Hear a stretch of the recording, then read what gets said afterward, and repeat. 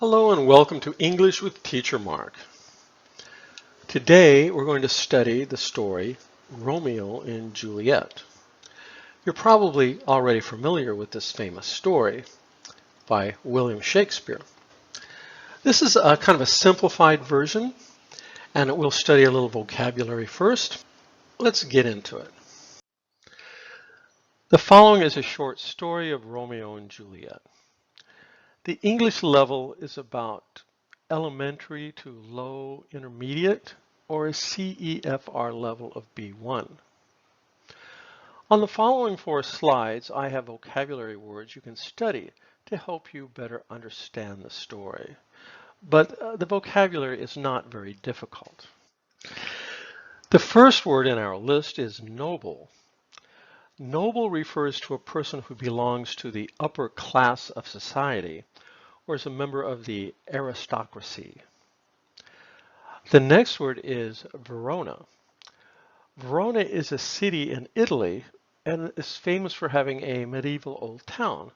And actually it's most famous for being the setting of William Shakespeare's Romeo and Juliet. The next word, enemies. Enemies are people who oppose each other, who may fight, and may who do harm to one another. Lastly, we have sneak. Sneak means to move around in a way where you can't be seen very easily. The person wants to make himself difficult to be seen. Later on. Later on is a period of time after the one that you've been talking about. Later on, then this happened. Balcony. What's a balcony? Well, you may know. Balcony is an outdoor platform on an upper story of a building where you can go and sit down or stand outside and look at the traffic, look at the people.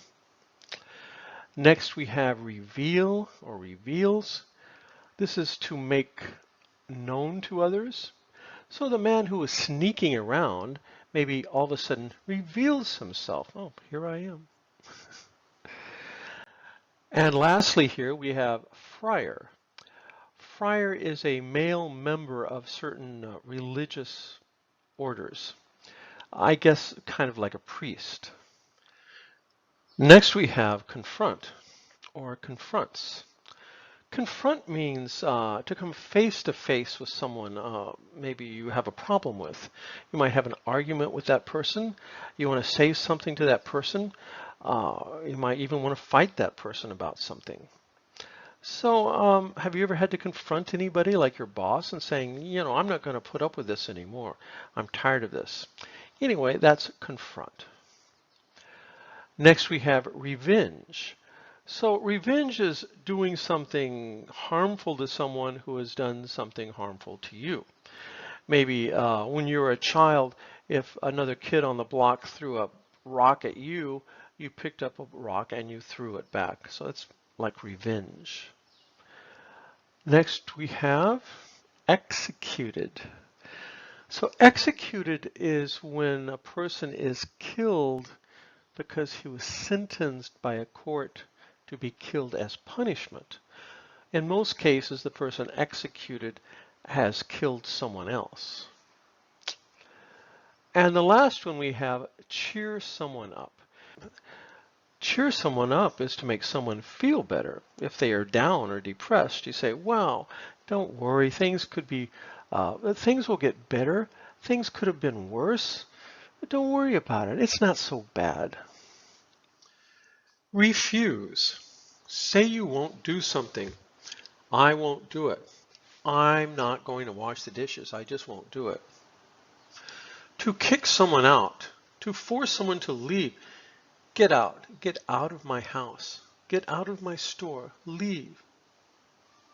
Tomb. A place where a dead person is laid to rest.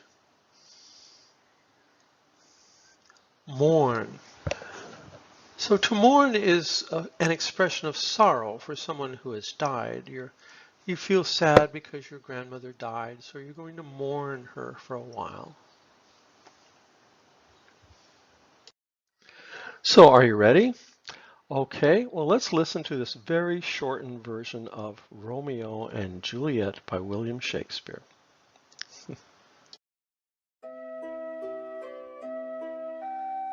The noble families of the Montagues and the Capulets live in the city of Verona. Both families are enemies, and even their servants get into fights with each other. Princess Calais, who is the ruler of the city, always tells the families to stop fighting, or they will be punished. Montague has only one child, a teenage boy called Romeo. Capulet also has only one child, a beautiful 14-year-old daughter called Juliet. One evening, Romeo sneaks into a party at the Capulets' house. He meets Juliet, and they fall in love with each other. Later on, Romeo overhears Juliet standing on her balcony, admitting her love for him. He reveals himself, and they agree to be married.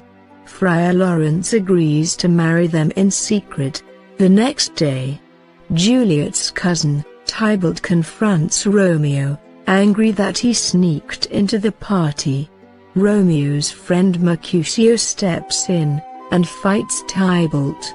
Tybalt kills Mercutio, so Romeo takes revenge and kills Tybalt.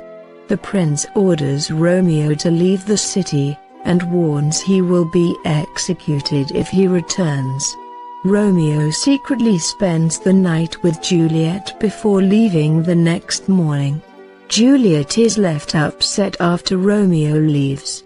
To cheer her up, her parents arrange for her to quickly marry Paris, who is a cousin of the prince. This only makes it worse. Juliet refuses, so her father threatens to kick her out if she doesn't marry Paris.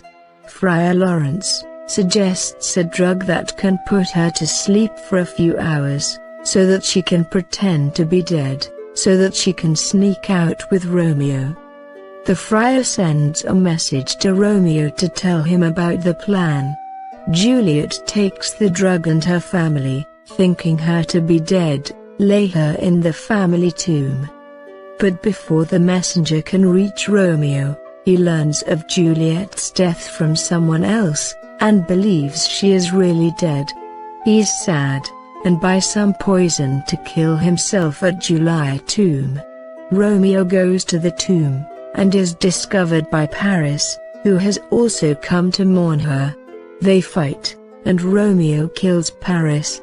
Still believing Juliet to be dead, Romeo poisons himself. Juliet wakes up, but when she sees that Romeo is dead, she stabs herself. The play ends with the families, and the prince entering the tomb and discovering them dead. In their sadness, the families agree they should no longer be enemies with each other. Well, I hope that you enjoy this greatly abbreviated story of Romeo and Juliet. And remember, keep studying English, because English will empower you. See you next time.